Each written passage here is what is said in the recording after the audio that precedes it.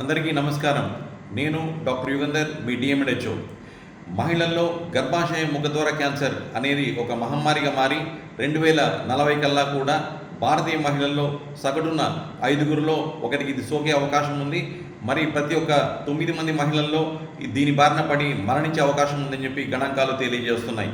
కావున నేటి బాలికలే రేపటి ఆరోగ్యవంతమైన యువతరం. కాబట్టి గౌరవనీయులైన ప్రధానమంత్రి గారు అట్లా గౌరవనీయులైన ముఖ్యమంత్రి గారు హెచ్పివి టీకాను ఈ గర్భాశయ ముఖద్వార క్యాన్సర్ను నివారించుకోవడానికి ఉచితంగా దేశవ్యాప్తంగా రాష్ట్ర వ్యాప్తంగా ప్రారంభించబడినది. హెచ్పివి టీకా ఇది చాలా సురక్షితం. ఇది ఏ రకమైన దుష్ప్రభావాలు ఉండవు. సో ఇది 2006 సంవత్సరం నుంచి మన దేశంలో వాడుతూ దుష్ప్రభావాలు లేని విధంగా నిరూపించబడింది. అట్లాగే 90 దేశాల్లో కూడా సింగిల్ డోస్గా ఉచితంగా ఇస్తూ దీనిని దుష్ప్రభావాలు లేని విధంగా నిరూపించబడింది.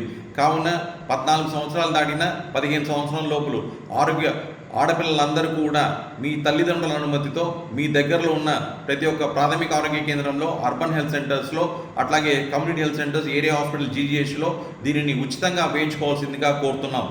ఆడపిల్లల తల్లిదండ్రులందరూ కూడా ఈ హెచ్పివి టీకాని ఉచితంగా వేయించండి. గర్భాశయ ముఖద్వార క్యాన్సర్ని తరిమి కొట్టండి. జై హింద్.